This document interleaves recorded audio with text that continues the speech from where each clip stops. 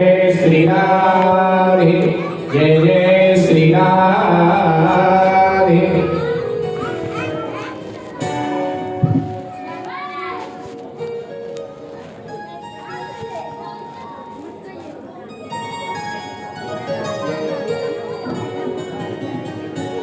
तो केसर केवल और केवल कश्मीर में हो सकती है, क्योंकि कश्मीर का जलवायु ही केसर के उपयुक्त है। ऐसे ही भक्ति के लिए, भजन के लिए, साधना के लिए उसका वायुमंडल होना जरूरी है। हमारे घर का जो वायुमंडल है वो वासना का है, और वासना के वातावरण में साधना नहीं हो सकती है, भोग के वातावरण में योग नहीं हो सकता है। उसके लिए वैसा जलवायु होना चाहिए। घर में ज्यादा से ज्यादा समय हम लोग विषय वासना की चर्चा करते हैं, इधर उधर की चर्चा करते हैं, संसार की चर्चा करते हैं, घर परिवार की चर्चा करते हैं। फिर जब हम ध्यान करने बैठते हैं, घर में भजन करने बैठते हैं, साधना करने बैठते हैं, तो ध्यान करते हैं ठाकुर श्री बांके बिहारी का, लेकिन ध्यान में परिवार आता है, रिश्तेदार आते हैं, खेत खलिहान ध्यान में आता है, काम धंधा ध्यान में आता है, इधर उधर की न जाने कितनी उलूल जलूल बातें उसी समय ध्यान में आती हैं बातें, जब हम भजन में बैठे, साधना में बैठे, क्योंकि वहां का वातावरण ही ऐसा।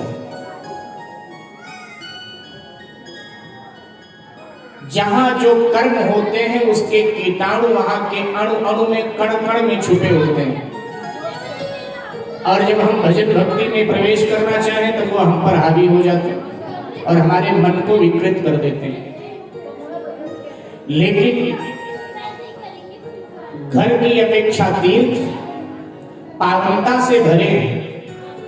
अनंत काल से, जहां केवल ईश्वर के नाम की ही चर्चा है,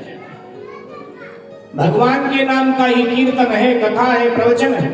माने पूरा का पूरा वातावरण जहां भक्ति में है, और जब वहां हम प्रवेश करते हैं तो उस वातावरण का प्रभाव हमारे ऊपर भी पड़ता है, हम भी पावनता से भर जाते हैं। तो मेरे भाई बहन, हम सब श्रीधाम वृंदावन में बैठे, एक बार जय जयकार करें, बोली श्री वृंदावन धाम की, राधिका रानी, बांके बिहारी लाल की। तो हम सब श्रीधाम वृंदावन में बैठे हैं। भगवान के नाम की महिमा है, भगवान की लीला की महिमा है, भगवान के धाम की महिमा है, और भगवान के रूप की महिमा। तो चूंकि श्रीधाम वृंदावन में बैठे हैं, इसलिए भगवान के नाम का कीर्तन करें, भगवान के रूप सौंदर्य का दर्शन करें, भगवान के लीलाओं का चिंतन करें, और भगवान के धाम में हैं तो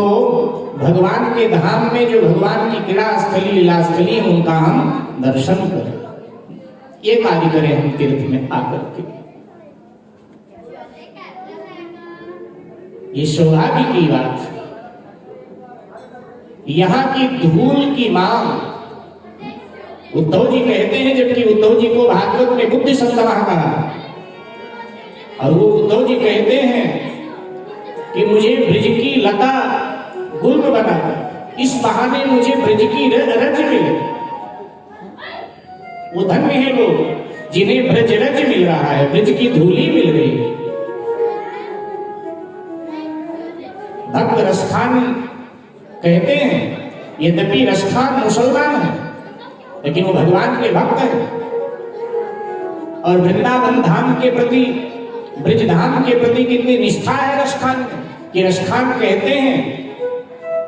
भगवान से प्रार्थना करते हैं कि मानुष हो तो वह रस खाने बसो ब्रज गोकुल धाम की द्वारा, मानुष हो तो वह रस खाने बसो ब्रज गोकुल धाम की द्वारा, मानुष हो तो वह रस खाने बसो ब्रज गोकुल धाम की द्वारा, मानुष हो तो वह रस खाने बसो ब्रज गोकुल धाम की द्वारा, जो पशु हो तो कहा बस में हो चरो